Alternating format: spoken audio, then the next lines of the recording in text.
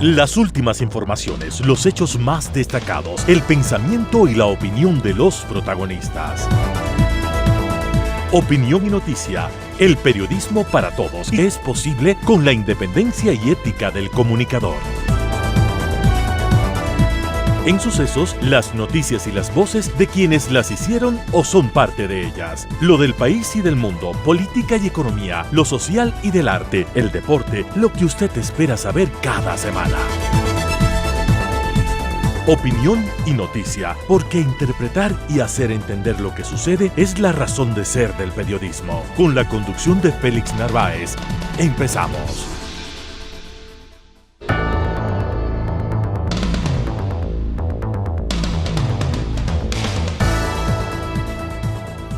Al inicio del presente programa, como siempre, un cordial saludo y agradecimiento a todos nuestros oyentes. Somos Radio Sucesos, estamos en el 101.7 FM y desde cualquier parte del mundo usted nos puede sintonizar en el www.radiosucesos.fm. También estamos en el Facebook, Instagram, en el Sistema X, en el WhatsApp.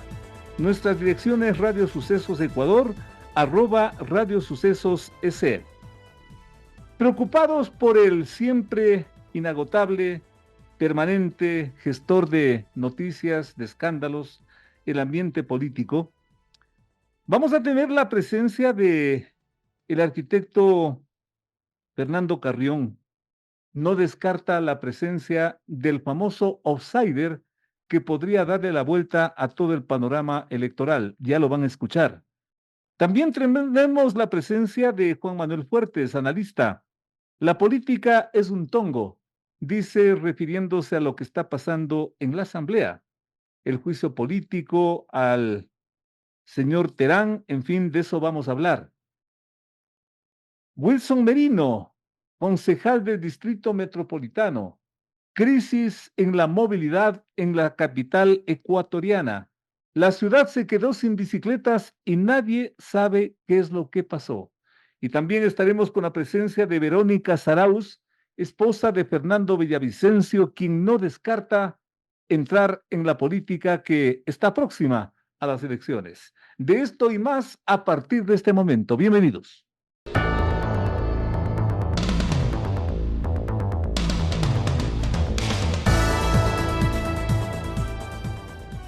La abstención del bloque correísta impidió que el singular juicio político al expresidente del Consejo de la Judicatura, Wilman Terán, y la exconsejera de esa misma organización, de ese mismo organismo, Maribel Barreno, terminen en censura.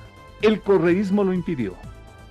Censurarlos requería al menos 92 votos y solo hubo 88, con lo cual Terán y Barreno quedaron inocentes de una cadena de irregularidades que se resumen en incumplimiento de funciones y obstrucción de la justicia. Con su nombre citado en los bullados casos de corrupción que el país observa, impulsados por la Fiscalía, esos casos, Wilman Terán fue traído a la Asamblea desde la cárcel La Roca. En la antesala del recinto parlamentario, entregó su uniforme de presidio y lo cambió por un terno gris y una camisa blanca, bastante singular, y así ensayó una defensa marcada por el histrionismo pocas veces visto y escuchado en ese escenario. Se dijo perseguido político y para remarcar se comparó con Dios y con el diablo, con este último diciendo que casi ha utilizado, qué sé yo, su comportamiento, ha influenciado, en fin, ya lo vamos a escuchar. Y esto fue parte de este enjuiciamiento político. El interpelante del juicio político, el interpelante de Terán, el doctor Jorge Peñafiel, intentó replicar las expresiones de Terán. Escuchemos a los dos. Y cuando de pronto Dios se dio cuenta, mandó a su ángel de luz sobre la tierra, y los demonios al verlo se asustaron, salieron corriendo, huyeron y gritaron: es el diablo. Es el diablo, tildaron al ángel de luz que los puede exterminar. ¿Y saben cuál es ese ángel de luz? Es la verdad. el no tener cobardía ni rabo de paja. Nos gustaría saber qué piensa de la democracia, qué piensa de la independencia judicial, qué piensa del papel de los legisladores, qué piensa sobre decir la verdad al país y dejar de mentir. Con estos antecedentes nos honra con su presencia, contacto telemático, el doctor Juan Manuel Fuertes, analista, exfuncionario público, observador del quehacer político de este país. ¿Qué decir de esta interpelación? ¿Cuál es la lección que nos deja? Yo creo que es la pregunta de cajón con la cual le estoy agradeciendo su presencia. Doctor, un gusto saludarle. Adelante, por favor. No, gracias por la invitación y un saludo para usted y la audiencia, Félix. Lo que ha pasado en esta interpelación es inevitable que nos conduzca a revisar no solo lo coyuntural, sino lo estructural, lo histórico.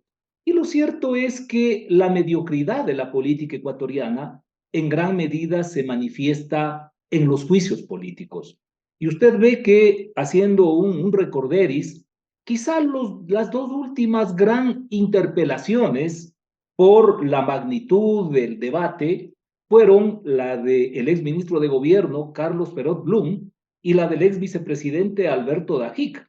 Luego de eso hemos tenido una serie de episodios que más bien dan tristeza. Y en lo puntual de lo que hemos visto con este señor Terán, caray, lo que refleja fundamentalmente es que más allá de lo pintoresco y lo histriónico, todo indica que el señor Terán tiene serios desequilibrios mentales.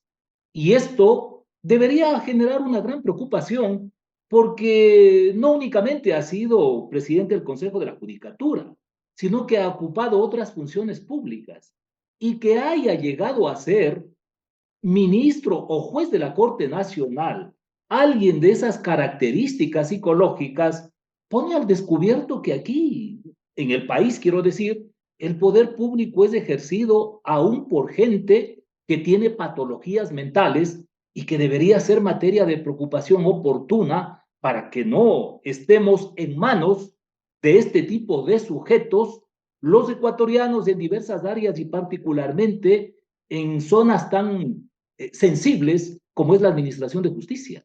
Pese a esos problemas que usted los destaca, doctor, Terán casi logró bajarse los escándalos de corrupción que avergüenzan al país.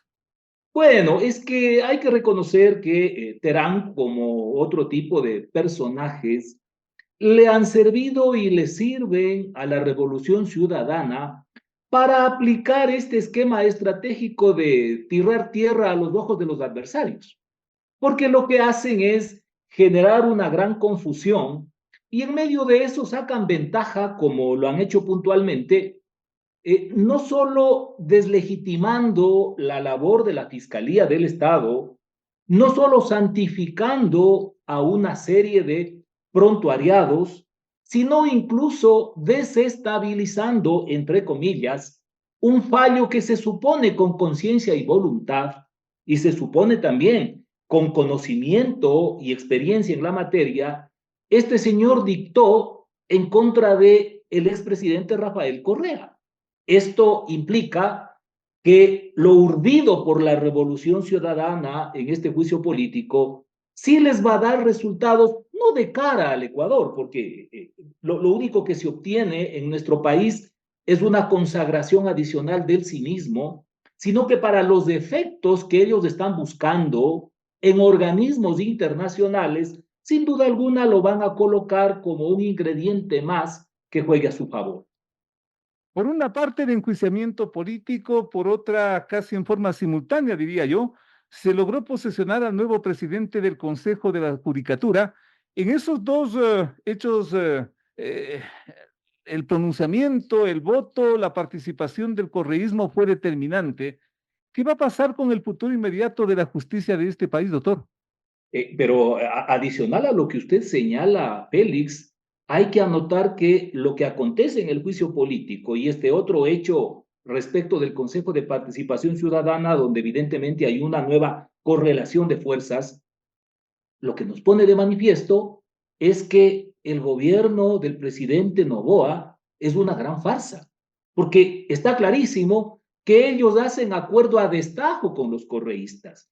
Por un lado, públicamente se sacan la madre, pero por otro, usted ve que no se habría viabilizado ese reposicionamiento de las fuerzas al interior del Consejo de Participación y por tanto no se habría dejado sin efecto una primera designación que efectúan para luego colocarle al abogado Godoy, de no haber mediado la gestión del gobierno nacional. Allí lo tienen como peón y a veces como alfil a este señor Guarderas, y todos los pronunciamientos provenientes especialmente desde el Viceministerio de Gobernabilidad dejan claramente al descubierto que cuando hay un animal que tiene forma de pato, camina como pato y hace es un pato.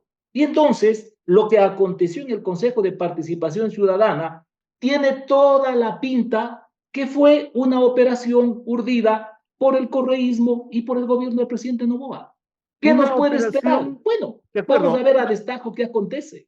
una operación que logró posicionar como presidente y claro, al presidente del Consejo de la Judicatura, por una parte, por otra, el enjuiciamiento político, pero debe tener otro objetivo. ¿Cuál es el objetivo? ¿Cuál sería el objetivo de fondo de este acuerdo entre quiénes, doctor?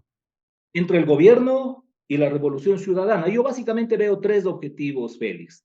El primero, el nombramiento o la selección de algunos de los jueces de la Corte Nacional de Justicia. La selección de la nueva o el nuevo fiscal general del país y el escogitamiento de los nuevos integrantes del Consejo Nacional Electoral.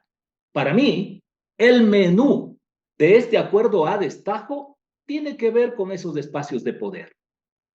Ventajosamente en esto no entra el Partido Social Cristiano y no entran las otras fuerzas, ¿o cómo es el papel de esas fuerzas, doctor? Queda todavía muy oscuro el asunto del Partido Social Cristiano, porque también, aunque algunos no lo han reconocido, ellos mantienen un convenio de vieja data con Rafael Correa y regularmente son compañeros de viaje porque tontos no son para ser tontos útiles.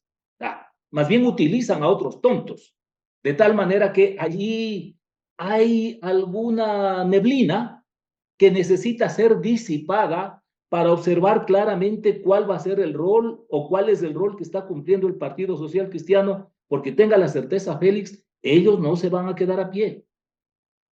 Doctor, pero consecuentemente sería entonces un tongo porque nos están diciendo que están peleados, pero por debajo se entienden.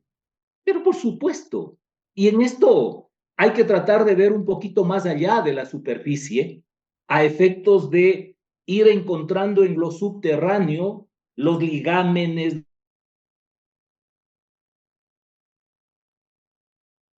Es la presencia del doctor Juan Manuel Fuertes, que estamos haciendo un contacto telemático. Él se encuentra en la ciudad de Ibarra. Ya se restableció la señal, doctora. Adelante, por favor. Gracias. Le decía, aquí hay un desafío siempre de tratar de mirar por debajo de la superficie cuáles son los vínculos que existen y en función de eso determinar cómo es que se mueven las fichas y finalmente cuáles son los objetivos que persiguen unos en forma cínica, desenfadada, y otros haciéndose los vivísimos pasando de agache. Y con esto, consecuentemente, ya podríamos ir descifrando cómo van a ser los resultados electorales del próximo año. Sin duda alguna, porque no hay que prestarse al engaño. Sectores como el correísmo y el Partido Social Cristiano mantienen acuerdos independientemente de cuáles sean las posiciones que definen en la elección a la presidencia de la República.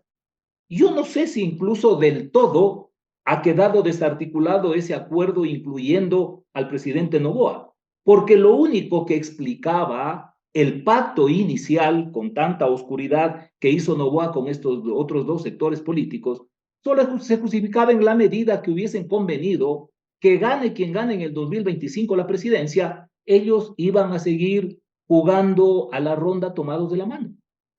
¿Será un acuerdo para que siga el gobierno de Noboa o para que una opción, en este caso correísta, sea la que le reemplace? Bueno, no hay que perder de vista que lo que aconteció con Glassi marcó un quiebre que por lo visto no ha sido definitivo. Lo que pasa en el Consejo de Participación nos está demostrando que sí mantienen en forma separada, dependiendo del tema y los personajes, acuerdos entre el gobierno y el correísmo. De tal manera que no hay que descartar que efectivamente con independencia de quién sea el que gane a la presidencia, otra vez tengamos estos famosos pactos que se justifican bajo el argumento mediocre de buscar gobernabilidad para el país. ¿Pero este país necesita gobernabilidad, doctor, o no? Pero por supuesto, lo que no se debe permitir es que se parapeteen en la necesidad de la gobernabilidad para consumar acuerdos tenebrosos. Al pan, pan y al vino, vino, doctor Juan Manuel Fuertes, un honor tenerle por acá. Muchísimas gracias. Este análisis revelador que usted nos está haciendo de estos últimos acontecimientos y de lo cual yo saco una primera conclusión. Nada está desligado lo uno de lo otro. Doctor, muchísimas gracias. Hasta la próxima. Muy amable, muy gentil. Gracias, Félix, a usted y a la audiencia. Gracias al doctor Juan Manuel Fuertes, para que ustedes saquen sus mejores conclusiones y el fin de semana es el mejor espacio para hacerlo. Qué terrible si es que es como nos describe nuestro invitado. Una pausa para volver con más. Entrevistas importantes que tú quieres escuchar. La mejor información, la más grande opinión. Periodismo de verdad.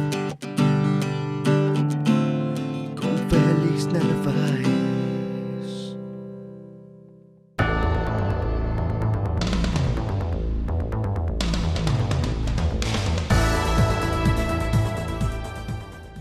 Los sobrevivientes autores materiales del crimen del candidato Fernando Villavicencio, autor, coautora y cómplices, han sido sentenciados con el máximo de las penas.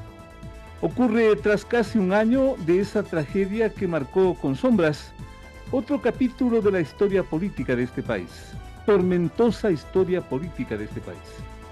Villavicencio fue baleado ante la vista y paciencia, si es que cabe el término, de la propia policía, que lo movilizaba en una simple camioneta, como dicen en Quito, casi en una camioneta de alquiler, y que días más tarde pasó a recoger los cadáveres de los 7 principales sicarios colombianos que estaban en la cárcel.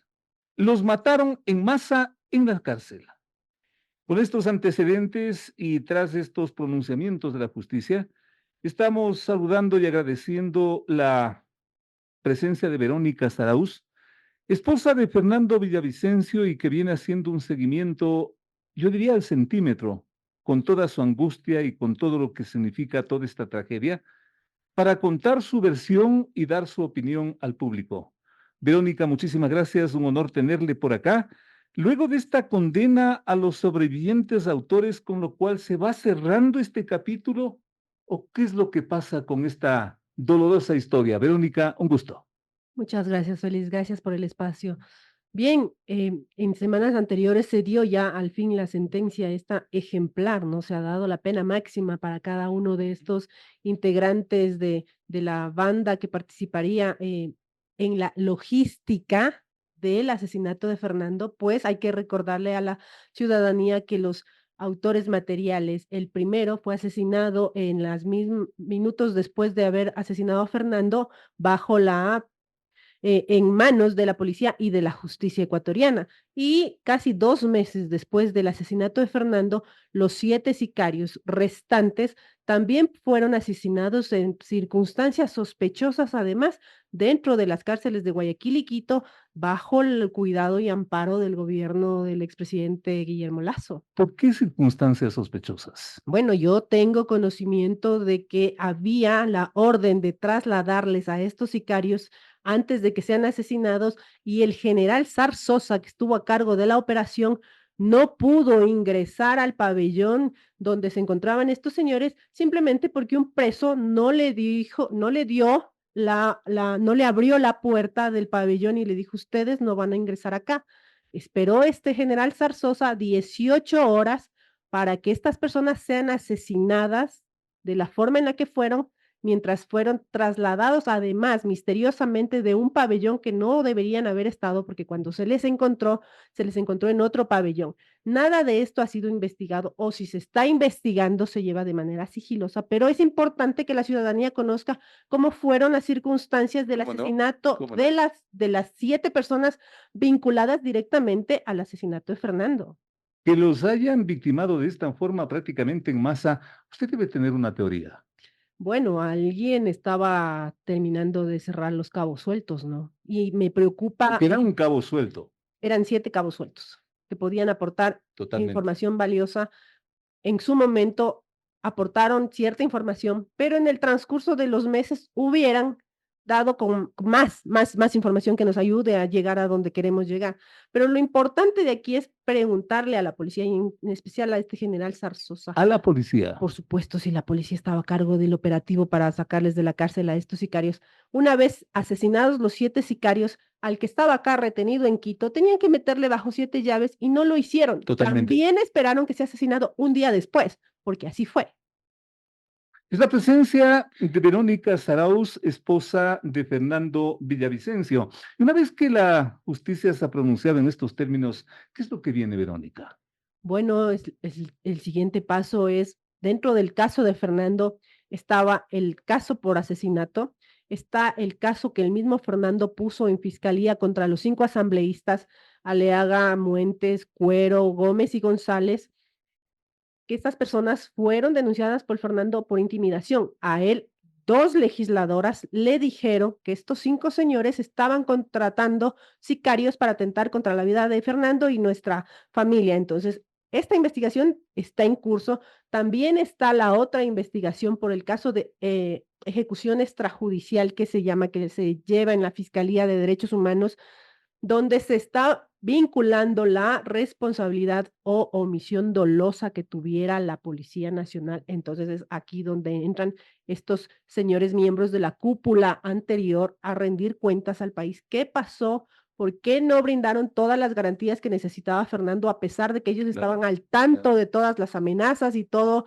el riesgo que él corría? Además, era un candidato a la presidencia de la República que necesitaba más protección, no solo por ser candidato a la presidencia de la República, sino porque cuando fue asambleísta ya tenía un riesgo alto, y cuando fue periodista de investigación ya venía develando actos de corrupción que el día de hoy sabemos que Fernando jamás se equivocó en sus investigaciones, y de hecho todo lo que él ha dicho ha terminado siendo cierto. Sí, señor.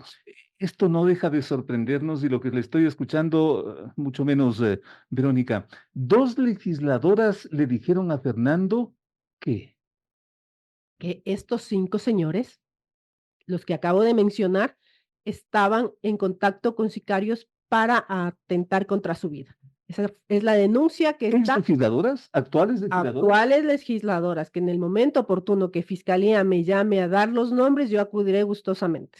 Hay 2 legisladoras claves, consecuentemente. Así es. ¿Y por qué no lo dijo Fernando?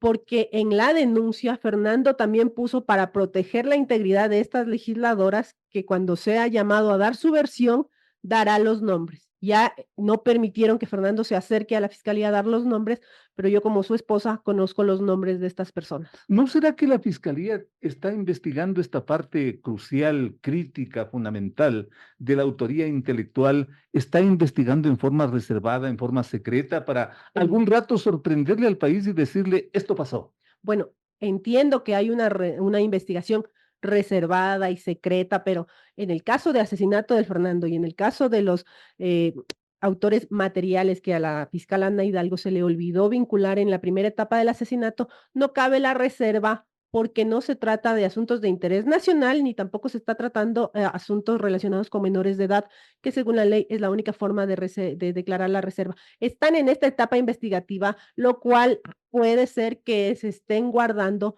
la información, pero ¿hasta cuándo? Han tenido 8 meses desde que tienen el testimonio anticipado del famoso testigo protegido, este señor Aguas, ¿Qué pasa 8 meses después? ¿Siguen en reserva? ¿Siguen investigando? ¿Hasta cuándo? ¿Cuánto tiempo más se va a tomar la fiscal para ir allá a instrucción fiscal en esta nueva investigación? Me vienen a la memoria palabras de Fernando Villavicencio, textual. La justicia está tomada por las estructuras criminales. Textual, Fernando Villavicencio. Si es que es así, Verónica, ¿esto no corre el riesgo de la impunidad? Por supuesto, estamos viendo que toda esta estructura que pasó tras el asesinato del Fernando, lo único que ha hecho es generar impunidad e impunidad. Mire quiénes están a cargo de la Defensoría Pública, ahora del Consejo de la Judicatura. Lo que pasó en la asamblea con este señor Terán es impresentable. Más allá de que él diga que cualquier sentencia fue hecha por tal o cual persona, las sentencias están terminadas, además, justamente en torno a lo que pasó en el día de la asamblea, con este señor Terán, al señor Rafael Correa no se le acusó de influjo psíquico, sino por cohecho. Él está sentenciado por cohecho, que no es lo mismo. Entonces, esta ventana de humo que quieren botarle al país diciendo que el señor Terán estuvo metido en la sentencia, que la fiscal no ha hecho bien las cosas, esto ya está sentenciado y no puede moverse, porque además esta sentencia de Rafael Correas inició tras la investigación periodística de Fernando, que en un principio se llamó Arroz Verde. No podemos dejar de Claro. mencionar estos temas importantes y que ahora quieran bajarse esa sentencia, no se los vamos a permitir. Ya que usted lo ha mencionado, ¿qué pretendía o qué pretende Terán con todo este histrionismo que desarrolló en la Asamblea? Bueno, aparte de hacer el show mediático que les encanta ahora últimamente, todos están en la misma línea de hacer los shows mediáticos, y no son con los testimonios anticipados, son con los juicios políticos, Ujú. pero bueno, no sé, no les censuraron políticamente para quitarle los derechos. Quién sabe vaya a estar formando parte de las candidaturas de la RC para evitar ganar tiempo. Me obligaron a sentenciarle a Correa, dijo el señor. Bueno, aquí nadie obliga a nadie, ¿no? Hay que recordar Ujú. que este señor fue tiene procesos oscuros, antecedentes oscuros que ahora se están ventilando en la justicia, ¿no? Así que aquí no cabe la palabra "me obligaron". Toda esa información que recogió el propio FBI, al cual hay que apostarle porque sé de lo que estoy hablando, mi estimada Verónica, todo eso se va desarrollando, ya se agotó, ¿qué falta? Bueno, el FBI ha sido una Totalmente. ayuda importantísima dentro del Crucial. caso. Todo lo que está haciendo, a mí me brinda tranquilidad saber que no solamente están, la fiscalía y policía, porque resulta que los policías no investigan a los policías, esas cosas no suceden en ninguna parte del mundo, pero el FBI es como una herramienta neutral para mí y que me ayudaría así para que todo este caso tenga transparencia, que es lo que yo exijo en el caso de Fernando. Y el tema del famoso aparato telefónico, el celular, finalmente ya se va configurando, tiene más que salir de esa cosa, ese capítulo. ¿Qué pasa, Verónica? Es que el teléfono de Fernando era su teléfono de uso personal. Al país no creo que le interese saber lo que Fernando tenía en su teléfono, sus conversaciones personales, todas las amenazas que llegaron al teléfono de Fernando, él puso en conocimiento de su jefe de seguridad de aquel entonces, y este a su vez daba a conocer a los jefes de la Policía Nacional, que es donde correspondía tener las alertas, y las que eran más graves, él ponía directamente en la fiscalía. Entonces, cuando se explote el tema del teléfono, si es que fiscalía considera necesario en esta nueva etapa de la investigación, pues ahí se verá qué es lo que tiene Fernando en el teléfono. Todos estos acontecimientos, todos estos casos, a ratos da la impresión que tienen o están cruzados por una línea que los identifica. Estas declaraciones que acaba de hacer hace, yo diría, pocos días, alias el estimado, ¿qué comentario le merece?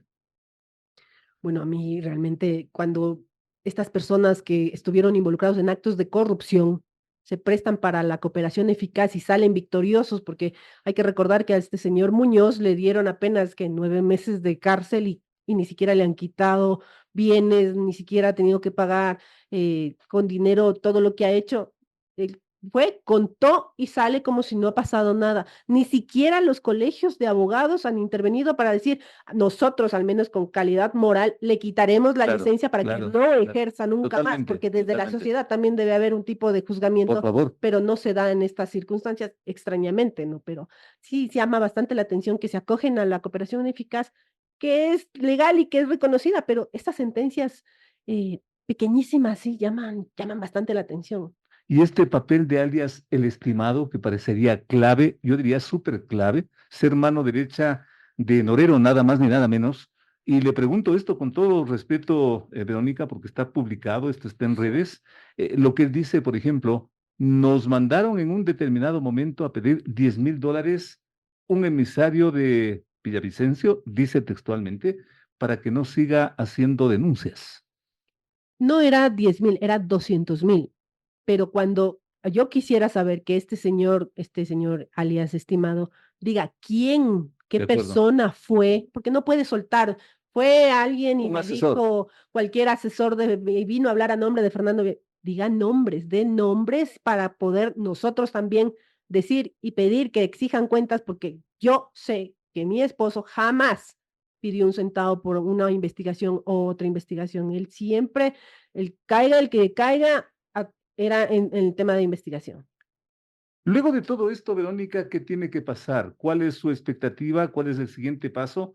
Me permito consultarle porque como que se van agotando etapas.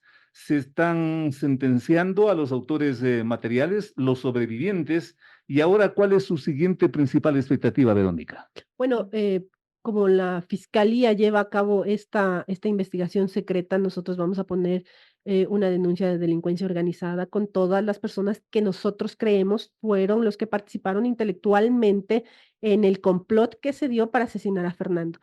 ¿Nombre, algún ejemplo? Bueno, todos los que han salido en caso Metástasis, todos los que estaban relacionados con Norero. Acuérdese que este señor, dentro de los mismos chats de Metástasis, el señor Javier Jordán solicitaba a Norero silenciar a Fernando Villavicencio de cualquier forma. No solamente eso, a través del 911 tenían la ubicación en tiempo real de Fernando. Todas estas personas que participaron de parte del Estado también que delinquieron aquí, todos ellos van a estar en esta denuncia que vamos a poner, que se ha recabado todos los datos que salieron en la audiencia para juzgar a estas personas, pero no es un tema fácil, es una denuncia que todavía toma tiempo armarla y estructurarla para que presentar en la fiscalía. ¿Una denuncia que incluirá a Correa? Van a estar todos los que nosotros hemos mencionado en estos 11 meses. Y finalmente, ¿qué va a pasar con Verónica Zarauz? Pues yo, desde justo lo que comentábamos, desde antes desde que yo estaba embarazada de mi último hijo, vengo padeciendo el tema de las denuncias contra Fernando. De hecho, el día que nació nuestro hijo. Son varios años, ¿ah? Bastantes años. De hecho, el día que nació nuestro hijo, nosotros recibimos la noticia del nacimiento y Fernando recibió la sentencia que fue condenado a 18 meses de cárcel el mismo día. Entonces, yo personalmente vengo padeciendo esto ya bastantísimos años. ¿Qué va a pasar conmigo? Bueno, yo voy a seguir hasta el fin de mis días evitando que este caso de Fernando no quede en la impunidad de ninguna manera, ni ninguno de sus, de ninguna de sus en sus investigaciones periodísticas tampoco, porque de lo que le comenté y de lo que estoy viendo en el panorama político, tratan de bajarse la sentencia contra Rafael Correa y eso no lo vamos a permitir. ¿Verónica Zarauz próxima a intervenir en política? Hay que ver cómo se dan las circunstancias. No lo descarta. No, no lo descarto. Verónica, muchísimas gracias. Nuestra solidaridad permanente con la esposa de Fernando Villavicencio. Un gusto tenerle por acá. Muchísimas gracias, Félix. Hacemos una pausa para volver con más. Llegó el fin de semana y tú te puedes informar con periodismo independiente, el que le gusta a nuestra gente es opinión.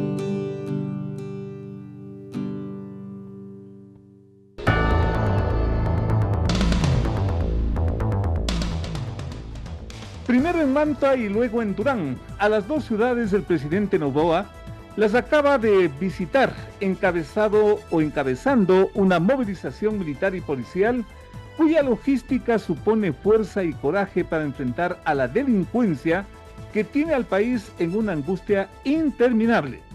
Las mafias del crimen y la delincuencia tienen las horas contadas, según palabras textuales del presidente Noboa, en Durán, es decir, durante estos recorridos. Mientras en la otra orilla han tomado forma y se multiplican preguntas que inquietan y preocupan. Hay hasta temores sobre si esto es lo que al país le devolverá la seguridad perdida. Justamente por esto nos acompaña el arquitecto Fernando Carrión, investigador social, sociólogo, un conocedor de la problemática del país. Arquitecto, muchísimas gracias, un gusto tenerle por acá. Finalmente, el crimen organizado con las horas contadas, como dice el presidente de la República. Qué bueno si es que es así. ¿Qué le parece? Arquitecto, un gusto. Saludos. No, saludos, Félix. Muchísimas gracias por la invitación. Sí, bueno, ya estamos 8 meses en esto, ¿no? Y los resultados, yo diría, son ambivalentes. El presidente nos dijo ya que entró en una segunda fase del denominado Plan Fénix, que no se lo conoce, y esa se caracteriza principalmente por la focalización, y que ha tenido, a mi manera de ver, dos expresiones. Una, la declaración de estado de excepción en 7 provincias, y la otra, la presencia de las Fuerzas Armadas, la policía y el propio presidente en 2 lugares, el caso de Manta y Manabí, y ahora el caso de Durán. Pero ¿qué es lo que vemos? Esto de andar detrás de los lugares con alta violencia, pues lo que está produciendo es un desplazamiento en un doble sentido. Por un lado, hacia otros territorios, por ejemplo, el caso de Durán mismo, es una expresión del desplazamiento de Guayaquil, que yo creo que ha tenido una baja relativa, pero eso se ha desplazado hacia Durán y hacia la provincia de Santa Elena, por ejemplo. Y el caso de también, no solo en términos físicos, sino también un desplazamiento en los tipos de delitos. Hoy día hay menos homicidios, eso es objetivo, pero hay un incremento significativo de secuestros y de extorsiones. Lo cual nos lleva a una segunda inquietud.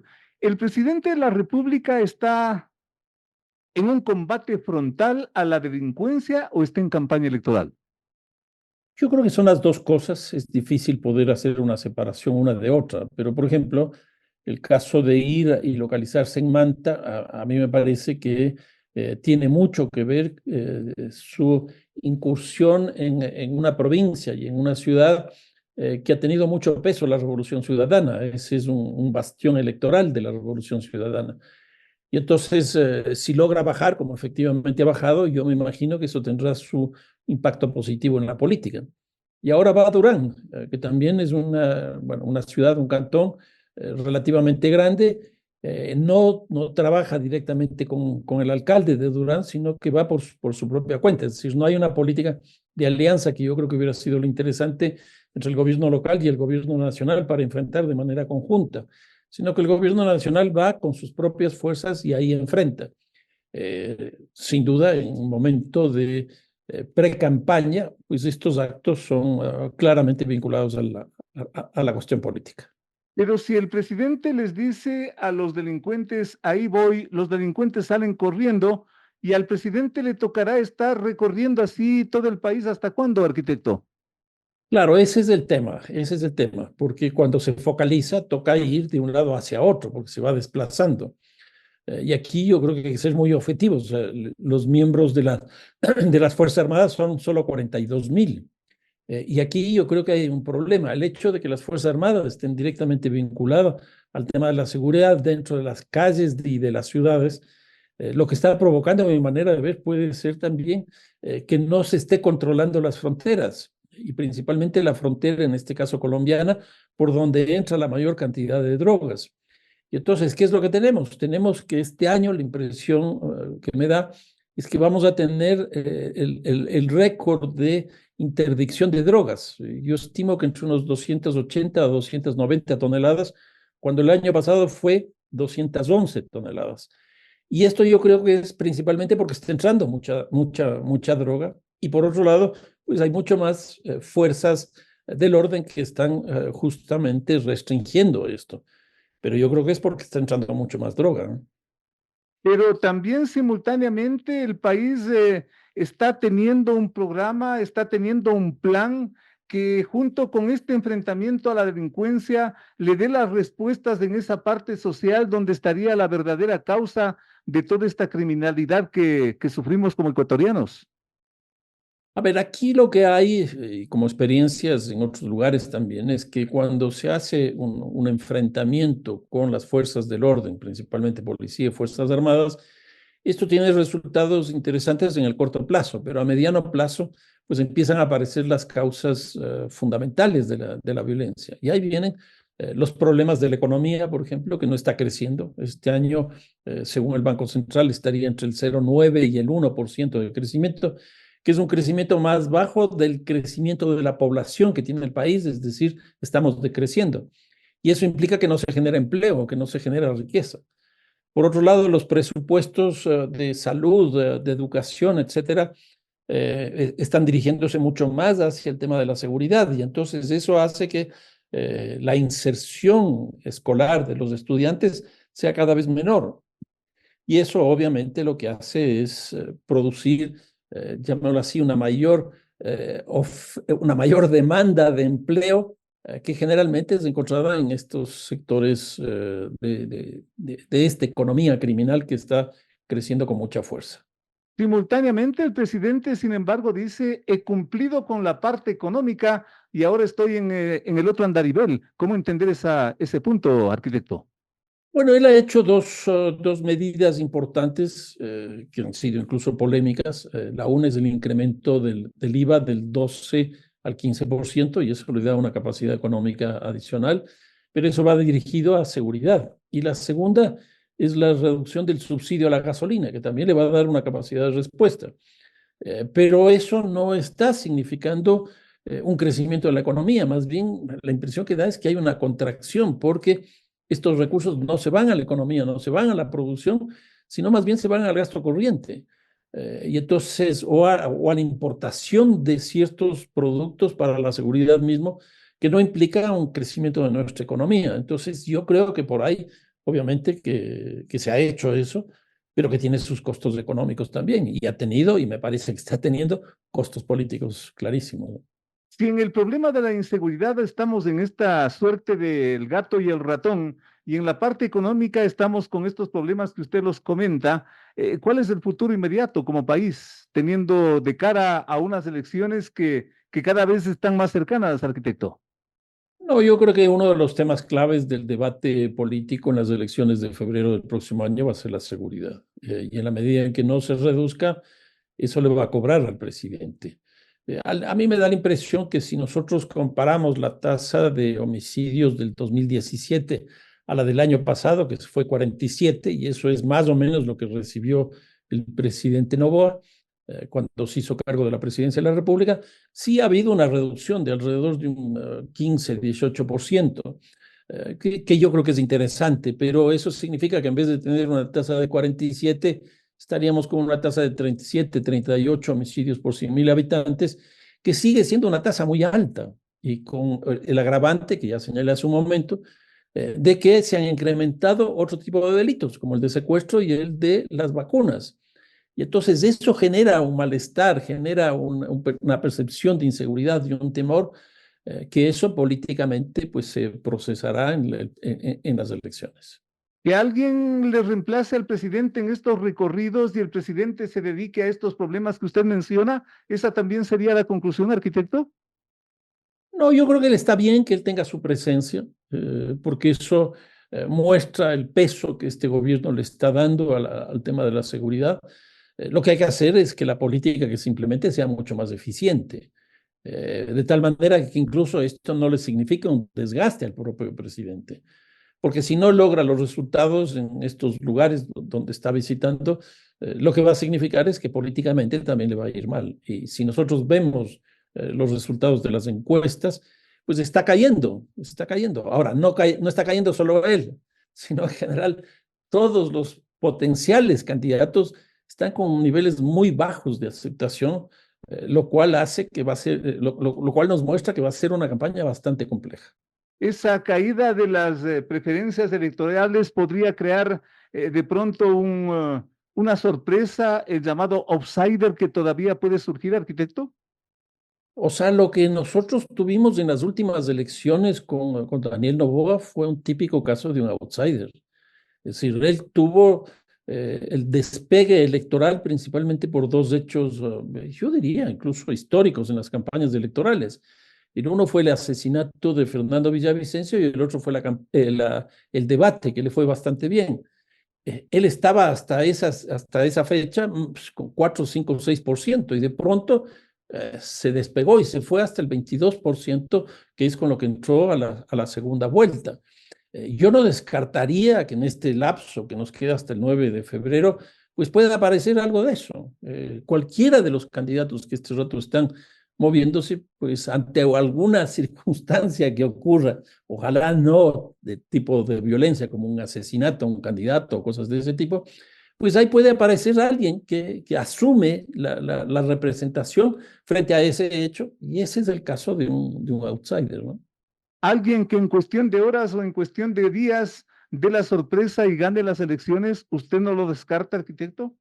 En absoluto, en absoluto. El Ecuador, en largo plazo en nuestro país es de un fin de semana, son de 3 días, 4 días, y cualquier cosa puede ser un disparador de un candidato o una candidata, ¿no? Finalmente, para que no le ocurra eso al presidente Noboa, ¿qué le recomienda, arquitecto? No, pues yo creo que la política de seguridad que tiene que hacer, eso es el tema central, porque si nosotros vemos las encuestas de opinión pública, la principal demanda es esa. La segunda es la de economía, y entonces también ver cómo a partir de la economía puede pues mejorar, yo diría, al menos esas dos instancias. Si tiene respuestas interesantes, eso le puede estar posicionando de forma interesante en la campaña electoral, porque de todas maneras, no hay que descartar, él sigue estando en primer lugar en las opciones, pero ya no con el nivel que tenía hace un mes o mes y medio, 2 meses.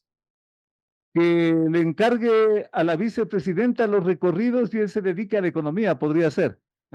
Bueno, ahí tiene el otro problema, que no tiene cómo resolver eso. Y ahí pues han conseguido al consejero Guarderas a que juegue un poco ese papel, que me parece muy, muy lamentable. Y todo el tratamiento que se ha hecho con la vicepresidenta, pues francamente no es aceptable, no es aceptable. Y eso le podría pasar factura, ¿ah? Yo creo que le está pasando, a mí me parece que le está pasando, porque me parece que, por ejemplo, con esa fuerza que tiene de enfrentar a la mujer, a su esposa, por ejemplo, a su primera esposa, 49 juicios, Félix, ni uno poniéndose a pensar cómo sumar 15 juicios uno podría hacer, pero le ha puesto 49 juicios. A la vicepresidencia, a la vicepresidenta exactamente igual. A la periodista cubana lo mismo, es decir, como que hay una animadversión frente a la mujer, y eso yo creo que también está generándole una situación bastante adversa frente al electorado femenino. Gracias, como siempre honrados con su presencia, Fernando, un gusto tenerle por acá. Hasta la próxima, muy amable, muy gentil. Muchísimas gracias, Félix, un fuerte abrazo. Gracias al arquitecto Fernando Carrión. Volvemos con más. De 8 a 9, con el periodista Félix Narváez, otro aporte de Radio Sucesos a la opinión libre y enterada del oyente.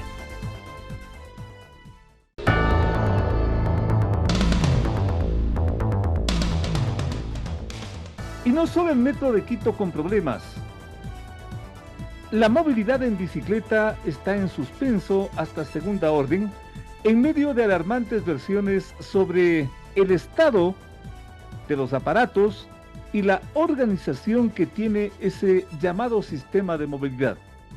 Un sistema que rige, yo diría, contra viento y marea, en una ciudad cuya estructura, cuya geografía, es una limitante para este tipo de bicicletas de paseo, que sí son para ciudades planas, de calles amplias, despejadas, amigables y hasta con vigilancia. En Quito ocurre todo lo contrario.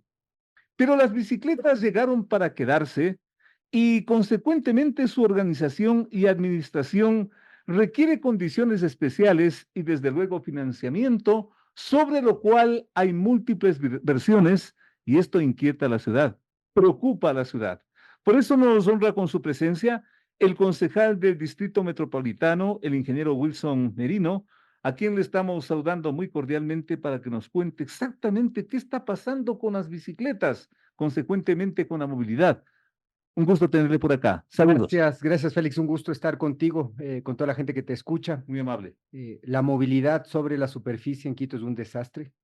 Tiene muchos problemas. Muchos problemas. La promesa fue modernizar el 60% del sistema público de movilidad y ha pasado todo lo contrario. Solamente con un pequeño ejemplo, yo diría hasta doméstico, si es que, por ejemplo, hubiese preocupación en sincronizar los semáforos, yo creo que mucho ganaría esta ciudad. Pero ni eso. Pero sigamos. Perdón por la... Y eso no es sincero por la excesiva institucionalidad que hay. Los semáforos están a cargo del EMOP, mientras que el control del tránsito está a cargo de la MT, ¿no? Hablemos de la falta de diálogo hace que finalmente las cosas no sucedan. Vamos a hablar de eso, pero vamos con el Consejo Metropolitano aprobó el Plan Maestro Movilidad Sostenible 2022-2042. Y este plan pone en el centro a peatones y ciclistas. Esa es la visión de una movilidad sostenible. Es inconsecuente que finalmente el servicio público de bicicletas se retire, ¿no? Se podría entender... Se retire. Hoy por hoy no está en funcionamiento. ¿Ya? El servicio público de bicicletas no está en funcionamiento. A ver, no está en funcionamiento, está suspendido. No está suspendido, se cortó el contrato. El alcalde tiene la facultad de parar los contratos, no renovarlos. Es una facultad que tiene el Ejecutivo. Lo cuestionable es que finalmente no se haya hecho el trabajo previo, no se haya hecho una negociación con otros actores. Y no se haya informado también a la gente. Y que se afecte a más de 17,000 ciclistas, ¿no? Entendiendo que esto no solamente es un beneficio para los ciclistas, sino también para la gente humilde que cogía la bicicleta para el trayecto de última milla. ¿Ya? ¿Qué pasó? En sencillo, ¿qué pasó? ¿Por qué esa situación? No hay información. Y lo cuestionable es que el concejal Campaña pidió en la última sesión del Consejo cambio en el orden del día para que finalmente el Ejecutivo le cuente al órgano de fiscalización de la ciudad por qué toman ese tipo de decisiones y se bloqueó, no se dio paso al cambio del orden del día. Con todo respeto, yo insisto en esta visión que puede ser polémica, pero trata de ser lo más objetiva. Esta no es una ciudad para bicicletas. Las bicicletas son para ciudades, para otro tipo de ciudades, planas, para las playas. En fin, pero algún día, algún asesor se le ocurrió traer esto a la ciudad capital y ahí estamos con este problema. Una vez que se compró las bicicletas, una vez que se las introdujo, ¿qué debe pasar con esto? Pues yo discrepo, yo sí creo que Quito tiene que ser una ciudad para peatones y ciclistas, creo que hay que avanzar a una ciudad de proximidad. Necesitamos vivir cerca del lugar en el que trabajas, necesitas que tus hijos vayan a un lugar próximo y que finalmente los servicios estén cercanos. Quizás el mejor ejemplo. Qué bueno discrepar, mi estimado concejal, pero yo también sostengo mi punto de vista como quiteño. Me voy en bicicleta, trato de ingresar al centro histórico en cualquier día, imposible. Así es, y eso es porque... ¿Y esta es una ciudad para bicicletas? Si es que tú vives en el norte y quieres ir al centro, evidentemente no. Yo he vivido toda mi vida en esta ciudad. Soy quiteño de cepa. Y creo que la visión, el sueño de ciudad que nosotros estamos planteando tiene dos componentes. El primero es una ciudad de proximidad, ¿no? De acuerdo. Que finalmente haya una visión más desconcentrada, ¿no? Esto implica replantearnos el modelo administrativo de la ciudad que ha fracasado. Totalmente. Las administraciones zonales hoy por hoy no sirven para nada. La ejecución presupuestaria es una vergüenza, ¿no? Y lo segundo es apostar por el sistema de transporte público de calidad. Si es que tú quieres llegar al centro histórico, lo ideal es que llegues a través del transporte público, como el metro, ¿no? Que el metro sea un servicio eficiente, rápido, que te conecte, ¿no? Me parece que esos dos conceptos deberían amalgamarse y que finalmente sí podamos tener una ciudad caminable, una ciudad para ciclistas, porque el mundo te lo exige. ¿A qué me refiero, mi estimado Wilson? Porque yo veo, por ejemplo, la Colón, veo la Amazonas, en tramos, no veo a toda la Colón, no veo a toda la Amazonas, sino que veo tramos, por ejemplo, divididos para ciclistas, las dos vías y alguna otra parte que quede. O sea, una ciudad mal diseñada. Exactamente. Parecería mal diseñada. Que las autoridades nunca fueron a clases de geometría. ¿no? Si es que tú quieres caminar en Quito, es una montaña rusa, ¿no? Es subidas, bajadas, huecos, en fin, ¿no? Geometría en Quito, las autoridades no han ido nunca. Subamos la cuenca, por ejemplo, en bicicleta. Yo creo que en Carapaz. Entonces es muy complicado. O me vengo de los valles en bicicleta. Muy difícil. Por eso es que hay que apostar a un sistema de movilidad multimodal. Exactamente. Multimodal, que tú ¿Qué puedas, pasa? que tú ¿Por qué puedas no se salir, hace? que tú puedas salir de tu casa y caminar, Ya. que luego puedas coger el transporte Ujú. público, un bus, y que llegues y te pongan en una parada del metro, y que luego puedas coger la bici pública y llegar hasta el destino Sería final. lo racional. ¿Qué sucede? A mí me parece que no ha sido una prioridad. Hemos dejado que sean otros actores quienes marcan la agenda, ¿no? No hay liderazgo, efectivamente, y no nos podemos dedicar la vida entera a planificar. Ujú. El plan de reestructuración de rutas y frecuencias viene escuchándose desde el año 2011, Para que tenga sentido el metro. desde Metro Madrid. La Así es. ciudad invirtió 32 millones de dólares en una consultoría de reestructuración de rutas y frecuencias. Que es por donde debería haber empezado este sistema. Exactamente, y era parte de lo que se tenía que hacer para el día de hoy garantizar que hayan más Totalmente. de 400.000 usuarios en el metro. de Quito. Totalmente. No se ha hecho nada. Pasamos de consultoría en consultoría, de planificación en planificación, y seguimos debiéndole acciones concretas. Y eso le pone en riesgo al metro de Quito porque es un consumo constante de dinero, de energía, de todo. ¿Y qué pasa? No pasa nada en la superficie. La sostenibilidad financiera del Metro de Quito no está asegurada. Tenemos un hueco de Qué más de terrible. 70 millones de dólares en temas operacionales. 70 millones. 70 millones de dólares. El presupuesto de la empresa Metro de Quito es de más de 92 millones de dólares. La proyección de ingresos por taquilla, por venta de boletos, no supera los 22 millones de dólares. Qué terrible. No hay ingreso de $1 adicional para la ciudad por venta de publicidad en el metro de Quito, como sucede en otros metros. Wilson, me comprometo a invitarte para hablar. Tú tienes seriedad, tú tienes propiedad para hablar de esto, pero no nos apartemos del tema central de las bicicletas. ¿Qué hacer consecuentemente? Porque las calles están divididas. Se ha hecho tramos de vía para las bicicletas. Hay las bicicletas que se compraron. Hay el concepto. El asunto llegó ya para quedarse, pero de pronto desaparece, de pronto está parado. ¿Qué hacer con todo esto, Wilson? Desde el ámbito legislativo, exigir que el Ejecutivo rinda cuentas dentro del Pleno del Consejo, que es el órgano de fiscalización de la ciudad. Pero ¿será que no hay plata? ¿Será que las bicicletas se dañaron, se robaron, desaparecieron? ¿Qué pasó? No sabemos, y no sabemos porque el Ejecutivo no ha rendido cuentas en el Pleno del Consejo sobre esto, ¿no? A la final, si es que no tienes información completa, es difícil tener alguna apreciación. Hay algunas ¿Tú eres miembro de la Comisión de Movilidad? de la Comisión de Movilidad y soy parte del Consejo Metropolitano, donde el alcalde no tiene se que rendir informa ahí? cuentas. Lo que te decía, el concejal campaña pidió el cambio del orden del día, pidiendo que el secretario de Movilidad llegue al Pleno del Consejo y presente la información completa que les llevó a tomar esta decisión, y no se aprobó el cambio del orden del día, ¿no? Me parece que eso es cuestionable. A la final necesitamos tener una mirada más democrática, más de Totalmente. pluralismo, ¿no? Que finalmente las necesidades de los quiteños se debatan. Yo podría entender que el contrato no era favorable para la ciudad, que el servicio no era óptimo. ¿Un Lo contrato de cuestionamos. cuánto? ¿De cuánto? No tenemos mayor información ¡Qué sobre el contrato. barbaridad! ¡Qué barbaridad! Lo que sí creo es que no se puede dejar a la ciudad Totalmente. sin el servicio de bici pública cuando hay un plan maestro de movilidad sostenible donde la prioridad son ciclistas y peatones. Yo te decía, llegó para quedarse. Lo que a partir de este quedarse hace falta, y yo lo veo, es organización.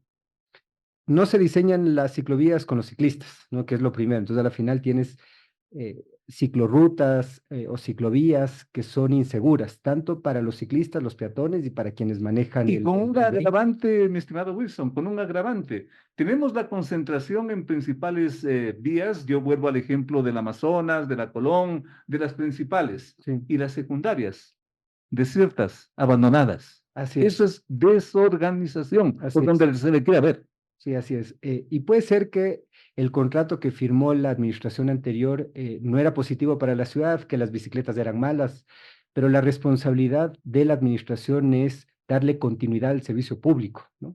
Y esto tenían que haberlo preveído con anterioridad para no afectar a quienes utilizan las bicicletas públicas. Creo que ese es el punto medular del cuestionamiento, ¿no? Totalmente. A la final el alcalde es quien toma las decisiones con su equipo de administradores, gerentes y secretarios. Lo que hace el consejo es justamente lo que estamos haciendo nosotros, que es cuestionar, es levantar alarmas, porque hay 18,000 quiteños que se han visto afectados por una decisión administrativa mal planificada que no ha permitido que haya continuidad en el servicio. Wilson, quiero agradecerte por tu franqueza, por tu seriedad, por tu propiedad para hablar de este tema tan delicado, tan conflictivo. No es que se le trate de buscar la quinta pata al alcalde, a la administración actual del municipio, de ninguna forma, pero las cosas son como son. Vivimos en esta ciudad no por casualidad ni por política. Vivimos en esta ciudad porque nos trajeron nuestros padres, nuestros abuelos, y más antes también. Desde ese entonces estamos viviendo en esta ciudad y vemos que cada día son peores los problemas de la movilidad. Te citaba, mi estimado Wilson, que no se toma ni una decisión, por ejemplo, en el tema de la sincronización, por ejemplo, de los semáforos, que ya sería bastante. Las calles abandonadas, las principales, no tienes por dónde circular, incluidas las bicicletas, las secundarias abandonadas, los parques, el parque, llámese cómo se llame, el antiguo aeropuerto, los parques prácticamente abandonados, pero tenemos el ciclo paseo que nos inunda en el centro histórico. Eso es desorganización. A partir del lunes, ¿qué hacer finalmente con esto, Wilson? Lo que siempre hemos hecho, la mejor forma de apoyar al alcalde y apoyar a la ciudad es teniendo una voz crítica, por favor, sustentada, ¿no?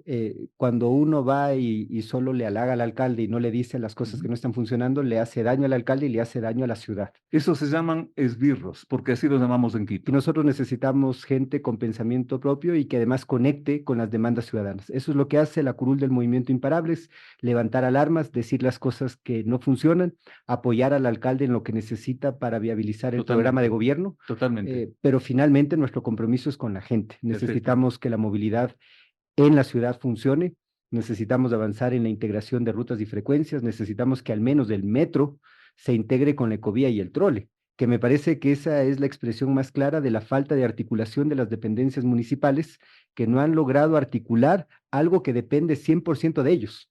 La articulación del metro, la integración del metro con la ecovía y el trole no depende de terceros, depende de ellos. Me quedo ahí, estimado Wilson, porque es el compromiso invitarte en un próximo programa para hablar de esto, para hablar a fondo. Gracias la franqueza, insisto, de Wilson Merino, porque esto es lo que le está pasando a la ciudad capital. Miren ustedes, desaparecieron las bicicletas, desaparecieron y no hay una explicación de por qué fue, cuánto cuesta, qué pasó, quién se peleó, desaparecieron las llantas. ¿Qué pasó con los asientos? ¿Qué ocurrió? Y claro, la pregunta es al señor alcalde, muy respetuosa, desde luego. Siempre el respeto a la autoridad, pero lo que más nos interesa es esta ciudad. Gracias a nuestro invitado, gracias a ustedes, amables oyentes semanales, de esta entrega de información y de opinión. Hablando las cosas como tienen que hablarse, porque ese es el periodismo que aprendimos desde siempre y no nos vamos a olvidar. Dios mediante. Hasta la próxima semana. Las opiniones vertidas en este espacio por la producción y dirección del programa son de exclusiva responsabilidad de sus autores y de quienes intervienen en ellos. Los personajes, los hechos, las noticias, todo tratado con independencia y objetividad. Otro aporte de Radio Sucesos para que usted se forme la mejor opinión. Volveremos el próximo sábado de 8 a 9 con Félix Narváez.